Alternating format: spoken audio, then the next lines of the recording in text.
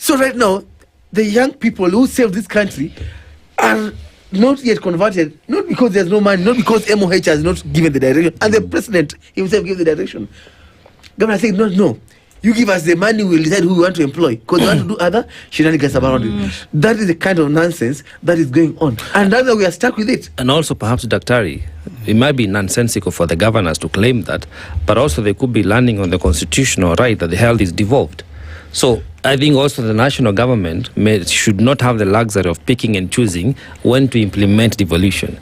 If a function is devolved, resources should follow. However, if a function is devolved, you need to also make sure it's just like a communication. I can communicate to you, but true communication is when there's a feedback. Yes. So when I say that it's devolved, we must actually have to see the thing live out.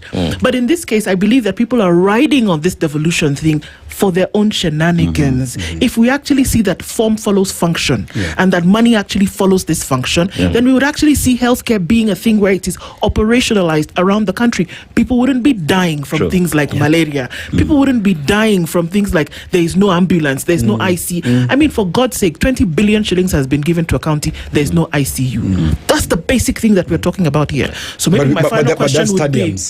Exactly. So my final question would be: would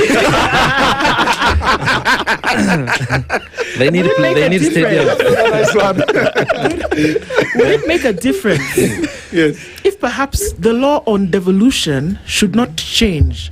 Where the law should change, is a question, is the insistence that everybody, as Dennis often asks for, let everybody use the public health system from top to bottom to in the middle.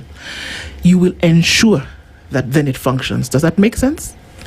Yeah, I think that it is dishonest as a parent that in the morning you make a breakfast for your kids, tell them kunyendo chai hakuna mkate, then we on your way unanua mkate ukikula ukienda kwa ofisi. Or you cook, you run a hotel here, but when you're going for your meal you buy food from the next hotel. That's what they're doing. You run health in your county. When you fall sick, you tell us how God saved you when you came to Nairobi hospital, whichever hospital you went to. Or somebody whose nose was broken in Bomet and went to South Africa. How do you run health and you don't protect yourself? My plea to wananchi is that please, in this coming election, make healthcare your agenda. It's beautiful, all these stories are being told, but make healthcare. You can only live long to see that Singapore we hear about if you're alive. Then we can't see Singapore. So, from the MCA, ask them what role have they played, or what role do they plan to play on oversighting and budgeting for healthcare. To that governor, to the MP. Yeah, some of these laws we cry about, share bad, share good, blah, blah, blah.